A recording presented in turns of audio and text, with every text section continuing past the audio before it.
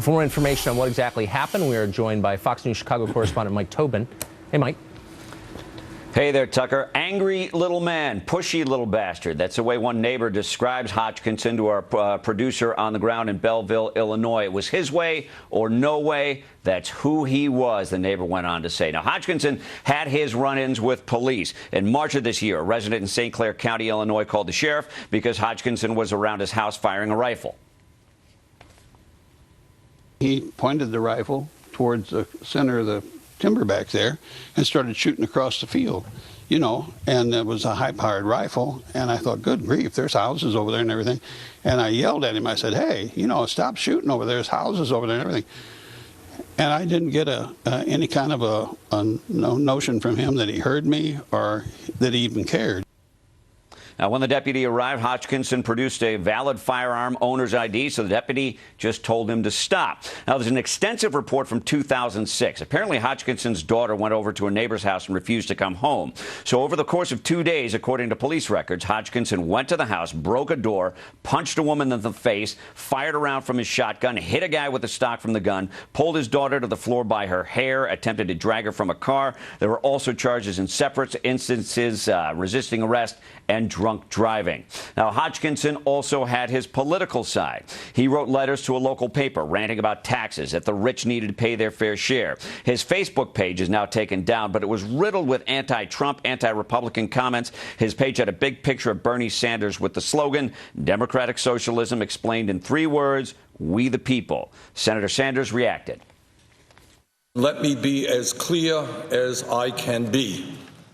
Violence of any kind is unacceptable in our society, and I condemn this action in the strongest possible terms. The Illinois Policy Institute dug up Hodgkinson's voting record. He voted Democrat in 2008, 2012, and 2016. Tucker? Mike Tobin, thanks for that background.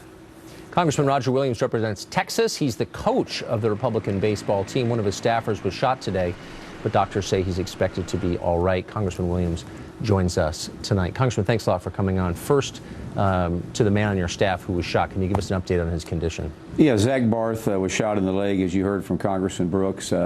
He's doing great. We've got his father up from Houston tonight to be with him. He just got released from the hospital, so he's doing well, and our prayers are answered that he's made it through this, and we're happy for that. How old is Zach Barth? Zach is probably about 25 years old, University of Texas graduate, works in my office, does a really good job. That's just unbelievable. Now, there was security at the scene with the members there, but I can't imagine it ever occurred to you something like this could actually happen.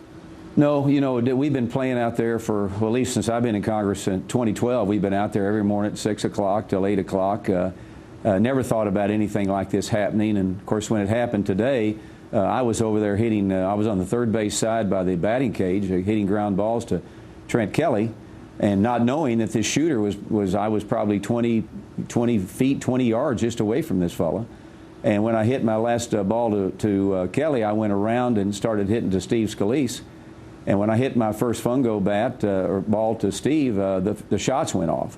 And I, like Mo Brooks, thought it was probably a car backfiring, but then they started coming at such great pace that everybody yelled, he's a shooter, he's got a gun, take cover. And naturally, I just charged toward the first base dugout, which actually is about probably 6 feet deep in the ground. If it hadn't been 6 foot deep in the ground and flat, it would have been a whole different story. But I literally, myself, I just dove into the concrete dugout. I tore my leg up, but when I landed, I was there with Flake and I was there with Mo, and then all of a sudden, Zach comes in from the outfield, running in from the outfield, and he just jumps right into, I'm holding him all of a sudden. We're holding each other. He's bleeding. And that's when Mo gave the belt to us to make a tourniquet to keep the blood down. And we just held on. And but it was a moment that, I'll tell you, as we've already said, without the Capitol Police, without the bravery of these Capitol Police, I think that probably it would have been a good chance all of us would have been killed. And the other thing was the third base side that he tried to get in the field. The third base side gate was locked. If it had not been locked, he could have just come into the field. You must have been completely confused when this happened. Well, it happened so quick, but it was long. It seemed like it went forever. And I've read reports that it was probably 60 rounds. And it was a time before we could hear friendly fire. I remember Jeff Flake and I were just totally together.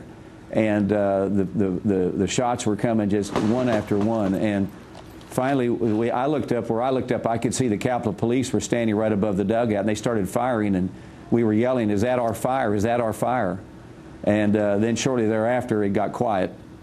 But none of us were sure it was over yet. But then the Capitol Police got us and put us in a staging area to make sure everybody was safe.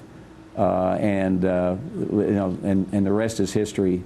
It's a sad, sad moment for our country. But the baseball game must be played tomorrow. I talked to Speaker Ryan along with Congressman Barton and Dole. We need to play that baseball game tomorrow and let these people know that they just can't change the way we live in this country. Amen. You'll have more people watching that than ever before. Congressman, thank you for coming on tonight and telling us what you saw, and I'm glad your staffer's okay. Thank you, Tucker. Well, a few sick people on the left have defended the shooting today. Even those who haven't have defended mock beheadings and campus riots. Are they connected? Mark Stein joins us in a minute to talk about shifting attitudes toward political violence in this country. Also, we'll talk to a former mayor of Alexandria who spoke with the shooter countless times at the YMCA in Alexandria, Virginia. Our live coverage of the congressional baseball field attack continues up ahead. Many lives would have been lost if not for the heroic actions of the two Capitol Police officers who took down the gunman despite sustaining gunshot wounds during a very, very brutal assault.